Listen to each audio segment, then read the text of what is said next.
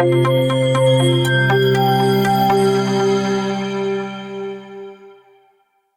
sometimes you'll notice in the clinic when a patient walks in, a tooth doesn't look completely normal, but it's also not a full-blown cavity. There's maybe a small suspicious pit, slight discoloration, and you're stuck thinking, do I restore this? Do I just leave it? That gray zone is where preventive resin restoration comes in, and that's our topic today. Hi, I'm Dr. Asha Priyanka, your public health dentist, and let's talk about this gray zone area. So, what is PRR? It's basically a minimally invasive procedure that basically, PRR is a minimally invasive procedure where we remove only the small carious part and then seal the rest of it, or rest of the fissures. So it's like a combination of a small restoration and a sealant. Now, for the exam part, this is a very common question, and the key here is not to just define preventive resin restoration. You also want to mention its indications, like why it's used, its types, because that's very, very important, the procedure, and then the advantages. And if you include the classification also, you'll score much better. So, when is PRR used? Firstly, like you could have understood by now, caries when it's limited to the enamel or very minimum dentin. Only in that case you can use PRR.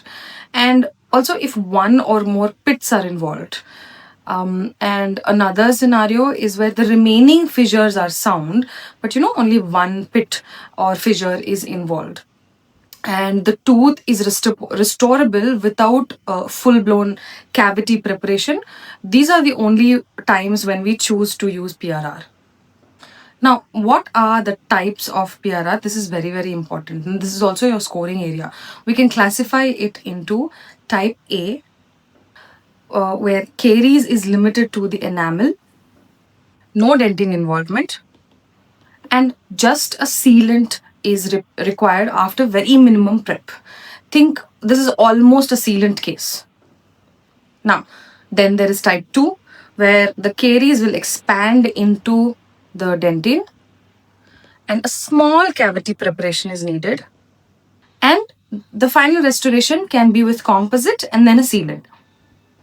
This is actually the more common type. Then there is type C. This is where larger dentin is involved.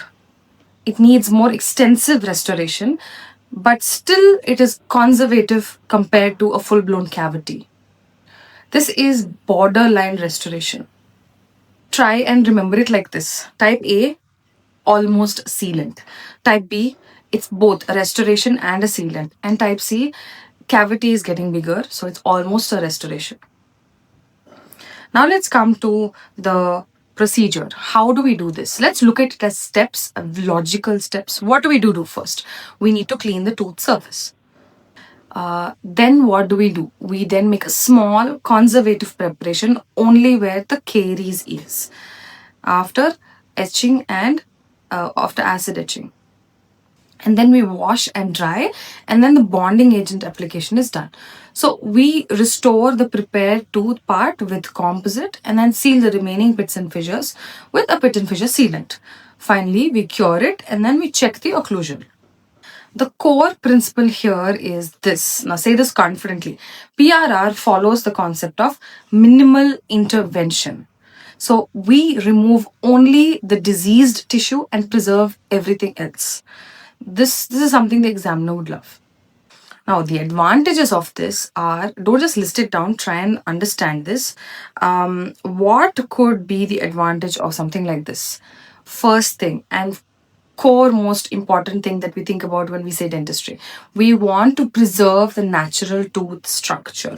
So, this minimally invasive technique really helps us preserve the tooth structure. Also, it prevents future caries in the remaining fissures. And obviously, this is a less invasive technique than traditional restorations. And it's also cost effective in the long term because, we're treating it very early on and we're sealing the rest of it as well. Now, you might ask, what's the difference then between PRR and sealant? If you still have not understood that line, that gray zone, where sealant is on the other side, don't get confused. A sealant we use when there is no caries at all. So it's only purely preventive. But PRR is when caries just starts off. So we use a slight restoration plus a sealant. So let's just try and understand this simply in a few words. PRR is a sealant and a small restoration. Then we remember the types, that's A, B, and C. Indications, what kind of teeth need or where we can use this. And the fact that it's a minimally intervention concept. There's your whole answer. So basically, this is what modern dentistry is also moving towards. We're moving more towards preventing and preserving more than rather than just treating. And honestly, this is where prevention and public health also come together. We're not waiting for the disease to progress, we're trying to manage it early. Now, we understand that if we had done, say, a sealant or any other preventive measure like counseling, etc., and we had entirely prevented the disease, well and good. But since caries has started, then it's better off to just detect it early and try and very minimally with leaving the most structure that we can, we try and treat it. So this procedure, that's preventive resin restoration, can help us towards doing that. And if this way of understanding and breaking down the topics is helping you, then please just let me know in the comments or tell me which topic you want next. We'll break that down as well in the same way. So now let's look at a MCQ and a flashcard that can come from this topic. So PRR type B involves A, sealant only, B, enameloplasty and sealant, C, small cavity restoration plus sealant, and D, large cavity restoration. Now, what did we try to remember? The single liners we tried to remember for type A, B, and C. Just try and remember that before I reveal the answer. The answer is C, small cavity restoration and a sealant.